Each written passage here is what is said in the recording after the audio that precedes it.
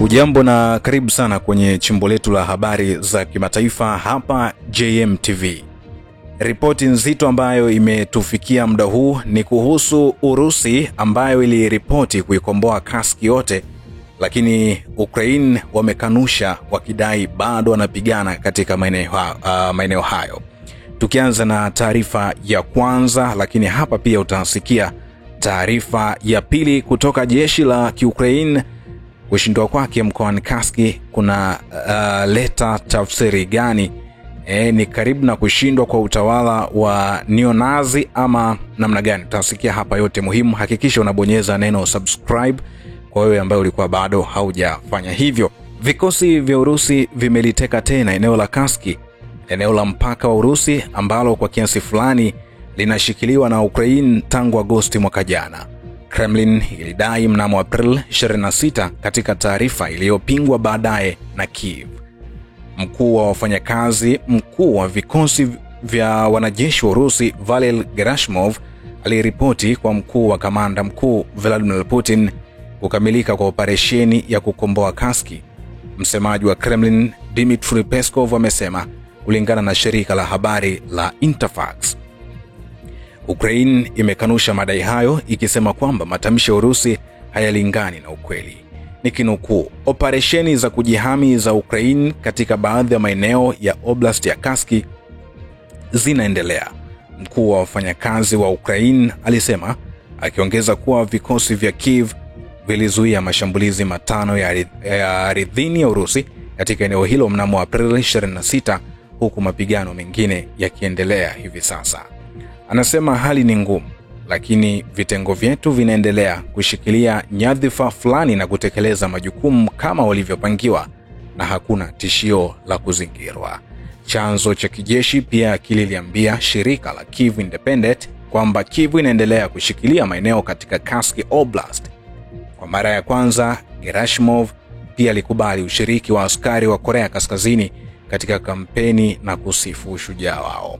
Kiev na Seoul hapo awali walisema kwamba Korea Kaskazini imetuma karibu wanajeshi 11,000 katika jimbo la Kursk, ingawa Moscow haijathibitisha waziwazi hili hadi sasa. Ukraine ilianzisha uvamizi wa kuvuka mpaka katika jimbo la Kursk mnamo Agosti mwaka 2024, kuashiria uvamizi wa kwanza mkubwa wa eneo la Urusi na vikosi vya kigeni tangu vita vya kidunia vya pili. Operesheni hiyo ililenga kuvuruga hujuma iliyopangwa ya Urusi kwenye eneo jirani la Sumi na kuondoa wanajeshi wa Urusi kutoka eneo lililokumbwa na mzozo la Donbas.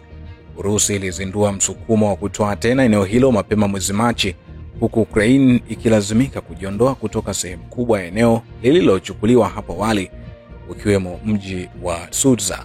Kufikia April 25, huduma ya ufuatiliaji wa uwanja wa vita wa Ukraine maarufu kama Deep State ilionyesha vikosi vya Ukraine vikishikilia nafasi ndogo katika jimbo la Kursk karibu na mpaka, yani vijiji vya Oleshna na Gomel. Hichi ambacho nimekufahamisha hapa kabla sija kujuza taarifa ya pili ni kile ambacho kinaendelea huko nchini Ukraine, haswa mara baada ya kauli ya bwana Vladimir Putin kusema kwamba eneo lote la Kursk hivi sasa wamelikomboa. Na hicho ambacho kinazungumzwa, tulitaraji hili jibu ambalo Zelensky amelitoa, kwa maana kwamba bado anashikilia maeneo hayo. Sasa Ukraine hawajawa na uwazi ni eneo gani la Kursk ambalo wanalishikilia mpaka sasa. Na kwa hicho ambacho kinaendelea, manake ni kwamba vikosi vya Ukraine vipo katika hali ngumu. Jana taarifa ambayo ilikuwa inatembea sana kwenye mitandao ya kijamii na vyanzo mbalimbali vya habari duniani, kwa mjibu wa Urusi walisema kwamba karibu wanajeshi 76,000 wa Ukraine waliuawa katika eneo la Kursk kutokana na operesheni kali za vikosi vya Urusi zikishirikiana pia na vikosi vya Korea Kaskazini. Sasa taarifa mpya ya Ukraine inaleta maswali mengi na jibu halisi litafahamika kadiri ambavyo taarifa zitazidi kutoka. Muhimu zaidi, hakikisha unabonyeza neno subscribe hapa kwa ajili ya taarifa zaidi. Lakini taarifa ya pili ni kwamba kukombolewa kwa mkoa wa Kursk kutoka kwa wanajeshi wa Ukraine kunaunda mazingira kwa vikosi vya Urusi kukuza mafanikio katika maeneo mengine ya mstari wa mbele na kuleta kushindwa kwa utawala wa Nazi mamboleo. Rais wa Urusi Bwana Vladimir Putin alisema katika mkutano na mkuu wa wafanyakazi mkuu Valery Gerasimov siku ya Jumamosi ya wiki hii. Mkuu wa kijeshi aliripoti kuwa Rais Putin kwamba mkoa wa Kursk ulikuwa umekombolewa kabisa kutoka kwa wanajeshi wa Ukraine. Nikimnukuu, mashindano kamili ya adui katika eneo la mpaka la Kursk kutengeneza mazingira ya operesheni yenye mafanikio zaidi ya askari wetu katika maeneo mengine makubwa ya mstari wa mbele na kuleta kushindwa kwa utawala wa Nazi mamboleo. Karibu na kiongozi wa Nazi mamboleo karibu. Kiongozi wa Urusi amesema mpango wa serikali ya Kiev umeshindwa kabisa na adui amepata hasara kubwa, Putin alisema. Nikimnukuu, ujasiri wa serikali ya Kiev umeshindwa kabisa wakati hasara kubwa aliyopata adui, haswa zile kati ya vitengo vya jeshi la Ukraine vinavyofaa zaidi, vilivyoandaliwa vyema na vilivyo na vifaa, ikiwa ni pamoja na vikosi vilivyotolewa na vifaa vya magharibi, na hivi ni vitengo vya mashambulizi na vikosi maalum vya operesheni. Bila shaka vitakuwa na athari zao katika mstari mzima wa ushiriki, kiongozi wa Urusi alisema. Putin aliwapongeza wapiganaji na makamanda wa Urusi kwa kuliondoa jeshi la Ukraine katika eneo la mpaka la Kursk. Anasema, ninawapongeza wafanyakazi wote, wapiganaji na makamanda wote kwa mafanikio haya na ushindi. Ninawashukuru kwa ujasiri na ushujaa ambao umeonyesha na huduma kwa nchi yetu ya baba na watu wa Urusi, mkuu wa nchi ya Urusi Putin amesema. Putin alitaja vitengo vya jeshi la Urusi ambalo lilikomboa mkoa wa Kursk kutoka kwa askari wa Ukraine. Alisema, Valery Vasilyevich umeniripoti mara kwa mara katika miezi michache iliyopita juu ya hali katika mkoa wa Kursk na ulibaini vitengo vyetu vya ufanisi zaidi vinavyofanya kazi huko. Siwezi lakini kuwataja leo kwa nchi, alisema wakati wa mkutano na Gerasimov.